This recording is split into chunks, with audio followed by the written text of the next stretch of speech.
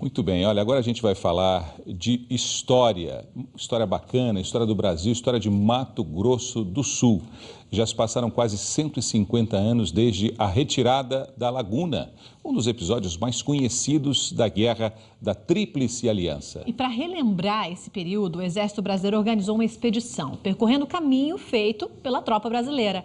A nossa equipe acompanhou tudo e você assiste aqui na MSTV. O passeio começou pelo Cemitério dos Heróis, em Jardim, tombado como patrimônio histórico material do Brasil. É solo que foi molhado pelo sangue de patrícios nossos, de compatriotas nossos que morreram para que o Brasil permanecesse independente e livre. Aqui foram sepultados os líderes de um dos episódios mais dramáticos da Guerra da Tríplice Aliança, a retirada da Laguna. Havia informações de que na invernada da Laguna existia o gado.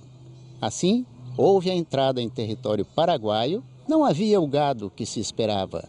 Havia sim a cavalaria paraguaia, a qual, por emboscada, impôs severas perdas.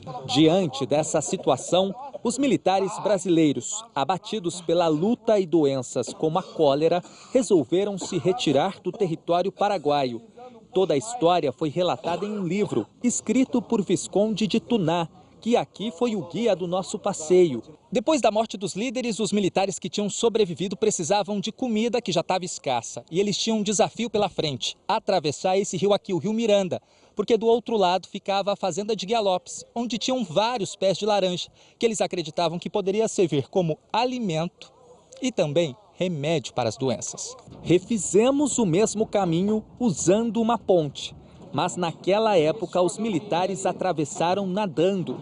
Muitos ficaram pelo caminho. Relembra tudo, né? Você tá vendo, presenciando, que eles falam bastante, né? Na sala de aula. Os obstáculos enfrentados pelos militares nunca acabavam. Os paraguaios! Depois de muito esforço, finalmente os militares brasileiros chegaram à fazenda de Guia Lopes, onde montaram acampamento. Ela fica no município que leva o nome do herói, Guia Lopes da Laguna. Aqui, os homens encontraram as laranjas. No sumo da casca, e eles, como estavam com a fome canina, eles não chupavam, comia laranja com casca e tudo. Daqui para frente, a cólera foi desaparecendo. Uma trégua para uma história que estava longe de ter um fim. Seguimos viagem até a cidade de Niuaque, distante 50 quilômetros de Guia Lopes da Laguna.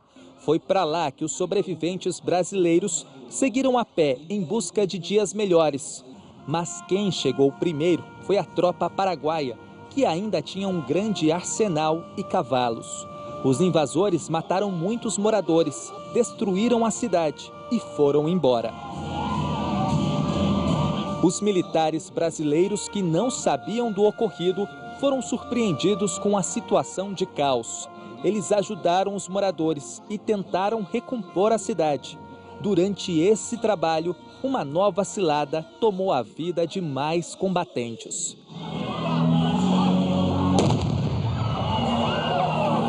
Os militares que morreram na emboscada foram homenageados com este monumento aqui.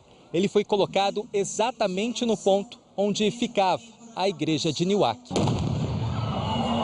Alguns críticos possam dizer que ela tenha sido uma derrota tática. Do ponto de vista estratégico e do ponto de vista político, do ponto de vista psicossocial, ela foi uma grande vitória, porque nós mostramos o que o povo brasileiro é capaz de fazer na vicissitude, na dificuldade. A apresentação na praça central do município teve participação de militares e também de muitos moradores. É histórico, né? Histórico, que é a realidade que aconteceu. Quem veio assistir se emocionou com a história. Encantador, estou emocionada, muito lindo mesmo. Já se passaram quase 150 anos. Esta pedra, que fica em Porto Canuto, na cidade de Anastácio, é o marco do fim da retirada da Laguna. Aqui, os poucos sobreviventes foram resgatados. Representa o sacrifício, o esforço do nosso povo, o seu valor perante as dificuldades. E isso serve para lembrar que podemos vencer sim os obstáculos.